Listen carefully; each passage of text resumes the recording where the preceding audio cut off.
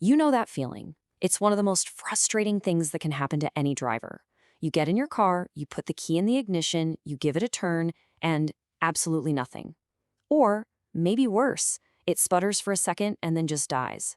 So today, we're going to break down what's really going on, and more importantly, who you should call when your car key or your ignition just decides to give up on you.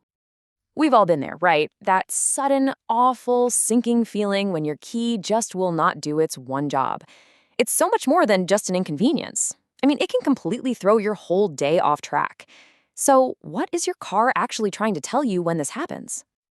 Well, more often than not, that sinking feeling is pointing directly to a problem with your car's ignition system.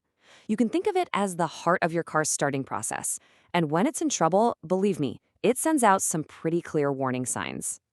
Okay, so what exactly should you be on the lookout for? Well, experts have a pretty clear list. You might have a really hard time just turning the key, or maybe you'll see those dashboard lights start to flicker randomly. A big one is complete silence from the starter motor, but one of the most dangerous signs, the engine stalling while you're actually driving.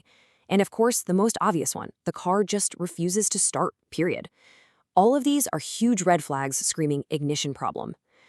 So there you are. You're stranded. Your car is basically a giant paperweight. The big question is, who do you call? Who has the very specific set of skills to solve this problem right where you are? And the answer might actually surprise you. Your first thought might be a tow truck to the dealer, but the real hero of this story is the modern automotive locksmith. These are highly skilled specialists who deal with these exact issues every single day.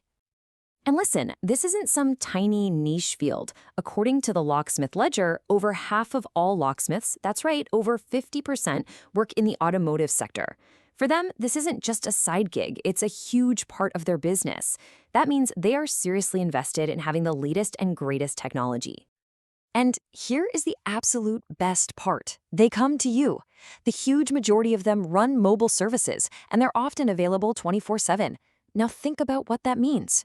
No expensive tow to a dealership, no waiting around for days to get an appointment, and honestly, a much smaller bill in the end. They show up and solve the problem on the spot. But of course, not all locksmiths are created equal. Just like in any trade, you've got the true professionals, and then you've got the scammers. Knowing how to tell them apart is absolutely crucial, not just for your wallet, but for your car's security. So what's the difference? Well, a real pro is going to have credentials. They'll be fully insured, accredited by the Better Business Bureau, and often they're members of professional organizations like the Associated Locksmiths of America. Scammers, on the other hand, they're usually unlicensed, inexperienced, and that lack of training can lead to some really bad advice, or even worse, it can cause actual damage to your vehicle. You know, it really boils down to this simple fact. Only a licensed locksmith can give you genuinely qualified advice. You're not just paying them for a quick fix, you're paying for certified expertise and the peace of mind that comes right along with it. And that expertise is more critical now than it has ever been. Why? Because we're not talking about simple pieces of metal anymore.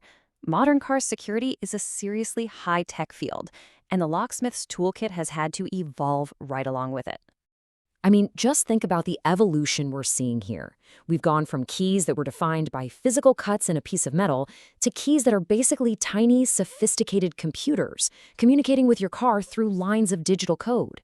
That massive leap in technology is exactly why you need a specialist. One of the most important skills in their toolkit is something called transponder programming. Now, it sounds complex, but the idea is simple. Your key has a tiny chip inside, and it has to digitally handshake with your car to prove you're the owner. If that digital handshake fails, the car won't start. A qualified locksmith has the specialized gear to reprogram that connection right there on the spot.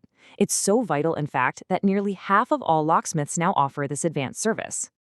So, what does this all mean for you, the driver? Well, it means that when you're staring down a key or ignition failure, your first thought probably shouldn't be about a tow truck.